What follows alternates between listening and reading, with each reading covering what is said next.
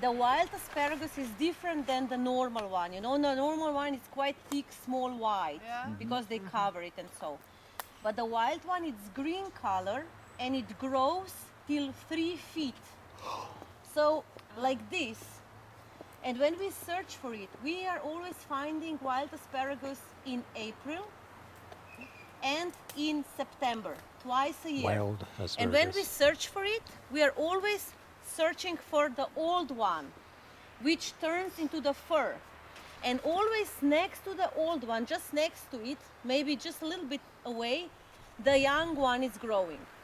And then older it is, more wooden it is. So you have to go with your fingers from the bottom up, and when you feel it soft, you pick it up. And when you go searching for wild asparagus, in 1 hour, you get this amount of it. So many they are.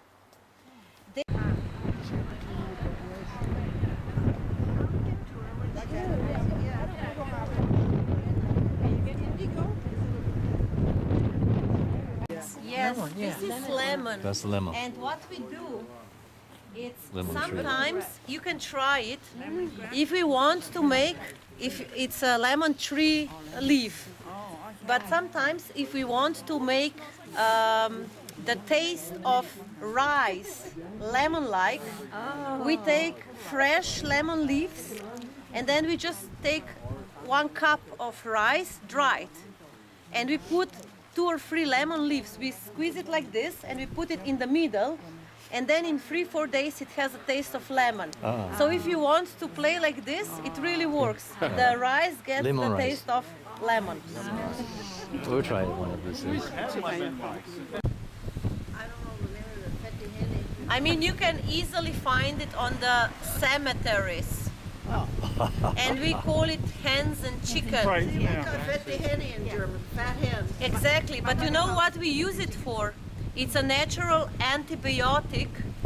If you have ear ache, if your ears hurt, then you have to boil water and you put few bigger pieces, 2-3, in the water just for a second to get warm. You get it out and you squeeze it in your ear. Immediately the ache stops, immediately.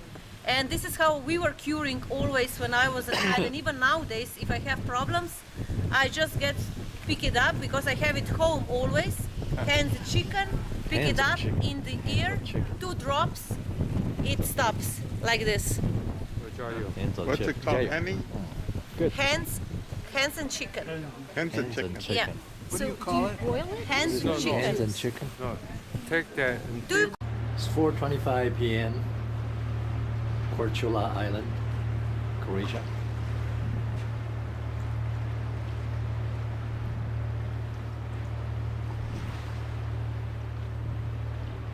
We're sailing tonight for another destination.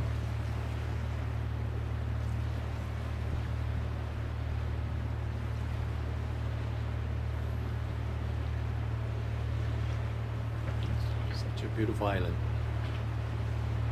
Korcula.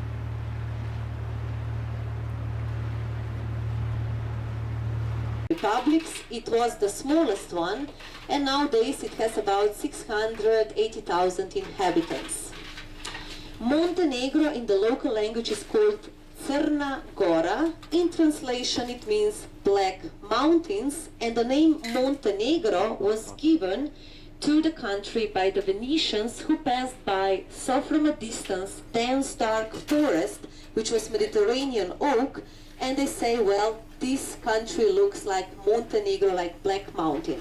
That's why internationally it's still called Montenegro, but officially we call it Crna Gora. Again, the capital of the country, it's called Podgorica. I gave you many maps. Why so many maps? Because on one map you have the whole country, where you can as well find the capital. On one map you have the coastline, which you can have look at after tomorrow when we go for an optional tour, so that you will see where actually the optional tour is going to take us. And one more map, it's only one bay. And this one bay, it never find it. What do you think? under whatever working tool, because he would never pick it up, yeah? Where would the Croatian woman put the money that the man would never find it? Under the pillow, because, you know, they're like Latino lovers, they're good looking, you know, and so on. So it's like they never sleep home, yeah? They have mistresses. So under the pillow. Now, you know, there is another country called Bosnia. I didn't mention that when we were there, but you know, they're isolated. They're surrounded with ex-Yugoslavian countries, so they were known as isolated and stupid, yeah? So where would the Bosnian woman put the money that the man would never find it? In the book, yeah? In the book, because he would never open it, yeah? And don't think that, you know, the Bosnians have jokes about themselves, yeah?